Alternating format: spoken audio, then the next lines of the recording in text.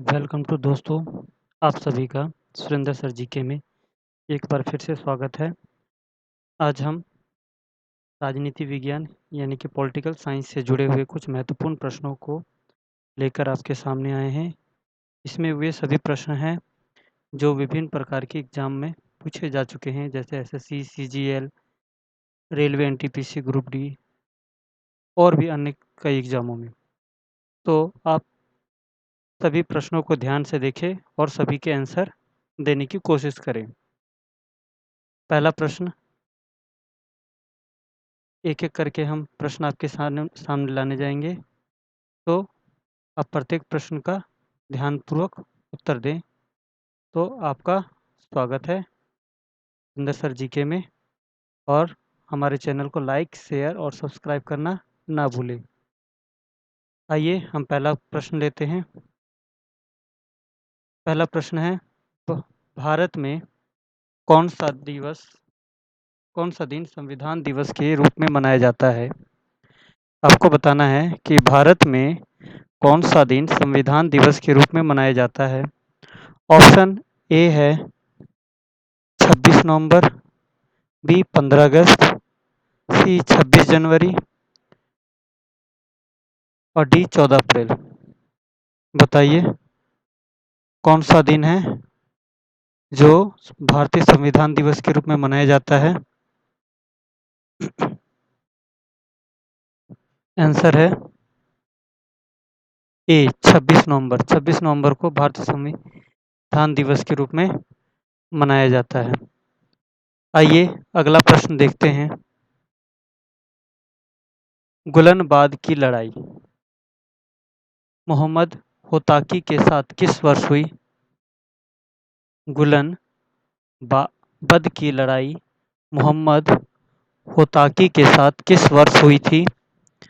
Option है 1770 ईस्वी, B 1772, सी 1722 और डी 1702। बताइए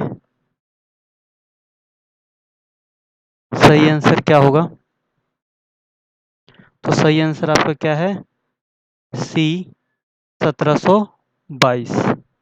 सी 1722 में गुलनबद की लड़ाई और मोहम्मद होताकी के साथ लड़ाई हुई थी। अगला प्रश्न जो आपके सामने है वो ये रहा। भारत का सर्वोच्च कानून किसे माना जाता है? भारत का सर्वोच्च कानून किसे माना जाता है? तो पहला ऑप्शन है भारतीय संविधान, बी जनतंत्र, सी धर्मनिरपेक्ष, डी अंबेडकर की शिक्षाएं, जो अंबेडकर ने उपदेश दिए थे उनको लेके। तो बताइए सही आंसर क्या होगा इसमें? सही आंसर है आपका ए भारतीय संविधान।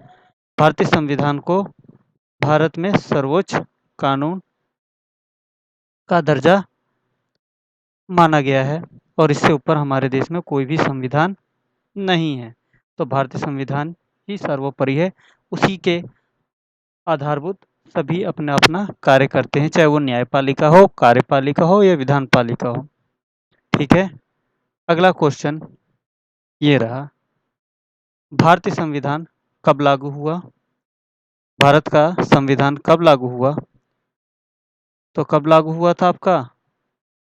डेट है 26 जनवरी 1950, बी 15 अगस्त 1947, सी 22 अगस्त 1947 या फिर डी 8 नवंबर 1944।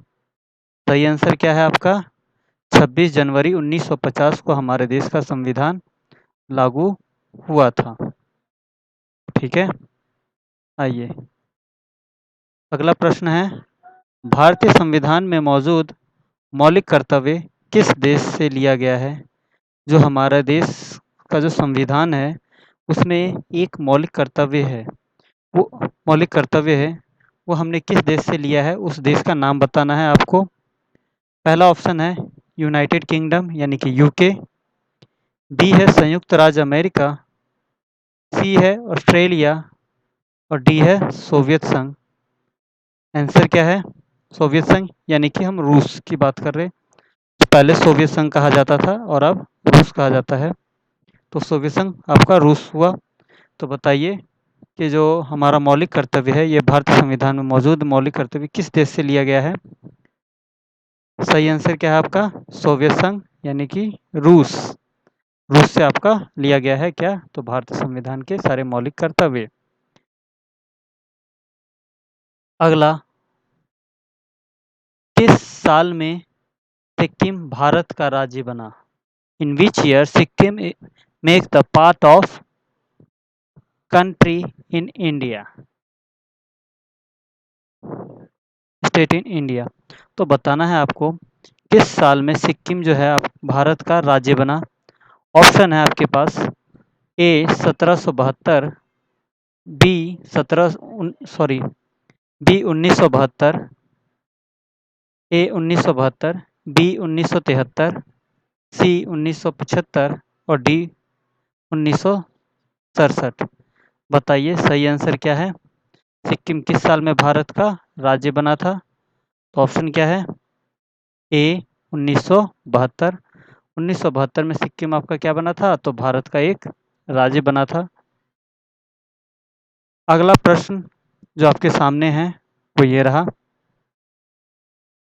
संविधान बनने के बाद नागरिक और नागरिकता नागरिक बनने और नागरिकता गंवाने का प्रावधान है किस अनुच्छेद में अधिनियम में?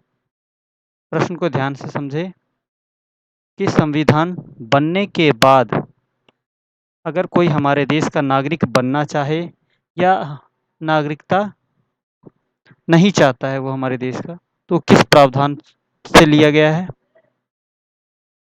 नागरिकता संशोधन अधिनियम, नागरिकता अधिनियम 1950, सी नागरिकता अधिनियम 1952, सी नागरिकता अधिनियम 1954 और डी नागरिकता अधिनियम 1955। तो बताइए सही आंसर क्या है? डी नागरिकता अधिनियम 1955 आपका इसका सही आंसर है। ठीक है, कि इसी में ही आपका अधिकार दिया गया है कि अगर कोई व्यक्ति हमारे देश की नागरिकता लेना चाहे तो ले भी सकता है, और अगर हमारे देश की वो नागरिकता नहीं चाहता तो उसे गवा भी सकता है, छोड़ भी सकता है अपनी मर्जी से। ठीक है, अगला प्रश्न ये रहा। निम्न में से कौन सा भारतीय राज्य नागरिक का मूलभूत अधिकार नहीं है? नीचे बहुत सारे अधिकार दिए गए हैं, इन अधिकारों में से ये बताना है कि कौन सा हमारा मूल अधिकार नहीं है। तो आप पहला देख रहे हैं समानता का अधिकार, बिल्कुल सही। समानता का अधिकार क्या है? ये हमारा अधिकार है। दूसरा स्वतंत्रता का अधिकार, तो स्वतंत्रता का अधिकार भी बिल्कुल सही है, ये भी हमारा क्या है? नागरिक का अधिकार है। शोषण के विरुद्ध अधिकार, तो शोषण के विरुद्ध अधिकार भी क्या हुआ? ये नागरिक का मूलभूत अधिकार है। बचा क्या आपका? ऑप्शन नंबर बी यानी कि निजता का अधिकार, ये हमारा मौलिक अधिकार या मूल अधिकार नहीं है। तो इस तरीके से आपको पता लग गया हमारा ऑप्शन क्या हो गया?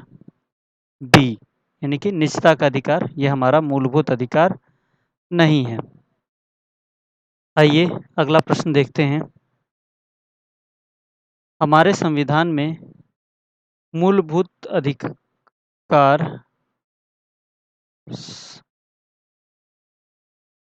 सॉरी रिपीट हो गया, तो इसका क्या था ऑप्शन?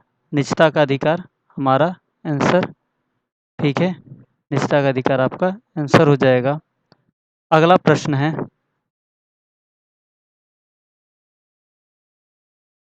शिक्षा के अधिकार को किस वर्ष मौलिक अधिकार में शामिल किया गया? The education right is involve in Indian constitution in which year? Sorry, fundamental rights. तो बताइए, in education right in which year fundamental rights have involve? शिक्षा के अधिकार को मौलिक कर्तव्य में किस वर्ष शामिल किया गया था? तो अप्रैल 2010, अप्रैल 2004, अप्रैल 2008 और अप्रैल 2009। 12। बताइए सही आंसर क्या होगा? सही आंसर क्या है? अप्रैल 2010। अप्रैल 2010 में शिक्षा के अधिकार को हमारा क्या बनाया गया? मौलिक अधिकार में शामिल कर दिया गया कि हर बच्चे का या हर व्यक्ति का राइट टू एजुकेशन आपको मिला। कब मिला? तो अप्रैल 2010 में। और इसे मौलिक अधिकार में बना दिया गया ताकि आपको कोई भी शिक्षा लेने से रोक ना सके। अगला, भारतीय संविधान में कितने मौलिक अधिकारों का उल्लेख किया गया है? आपको ये बताना है कि हमारे जो मौलिक अधिकार है वो कितने हैं? 8, 9, 10 या फिर 11? बताइए, हमारे मौलिक अधिकार कितने हैं? 8 हैं, 9 हैं, 10 है या फिर 11? सही आंसर क्या है? 11। हमारे मौलिक अधिकार कितने हैं? तो 11। 11 हमारे मौलिक अधिकार हैं। अगला प्रश्न, भारतीय संविधान के अनुसार निम्न में से कौन सा मौलिक अधिकार नहीं है? हाँ, आपको कुछ अधिकार दिए गए हैं, इनमें से ये बताना हमारा कौन सा मौलिक अधिकार नहीं है। तो आइए देखते हैं। पहला क्या है? स्वतंत्रता का अधिकार। स्वतंत्रता का अधिकार क्या है? ये आपका मौलिक अधिकार है। ऑप्शन बी क्या कहता है? समानता का अधिकार। तो समानता का अधिकार भी क्या है? राइट टू इक्वलिटी, यानी कि सभी समान हैं। तो ये भी आपका क्या है? हमारा फंडामेंटल राइट्स यानी कि मौलिक अधिकार है। जीने का अधिकार, आपको कोई भी जीने से रोक नहीं सकता है। तो जीवन जीने का अधिकार सभी के पास है। तो ये भी हमारा क्या हुआ? मौलिक अधिकार हुआ। और ऑप्शन नंबर डी क्या कहता है? देश की रक्षा करने का अधिकार। ये क्या है? ये हमारा मौलिक अधिकार में नहीं है। ये हमारा अधिकार क्या है? हमारे मौलिक अधिकार में एक्सप्लेन नहीं है। आइए अगला प्रश्न देखते हैं। निम्न भारतीय अधिकारों में से निम्न भारतीय अधिकारों में से कौन सा देश के नागरिक और विदेशी नागरिक दोनों के लिए है? निम्नलिखित में से कुछ अनुच्छेद दिए हुए हैं। इन अनुच्छेदों में से आपको ये बताना है कि कौन सा ऐसा अनुच्छेद है जो देश के में रहने वाले नागरिकों के लिए और जो विदेश से आए हुए हैं नागरिक, उन दोनों के लिए ही मान्य है। तो पहला क्या है आपका ऑप्शन? अनुच्छेद 15। दूसरा क्या है? अनुच्छेद 16। और तीसरा क्या है? अनुच्छेद 26। और चौथा क्या है? अनुच्छेद 29। तो इससे पहले हम ये समझते हैं कि अनुच्छेद 15 जो है, अनुच्छेद 15 में हमारा क्या-क्या आता है? तो अनुच्छेद 15 क्या है? रिलीजियस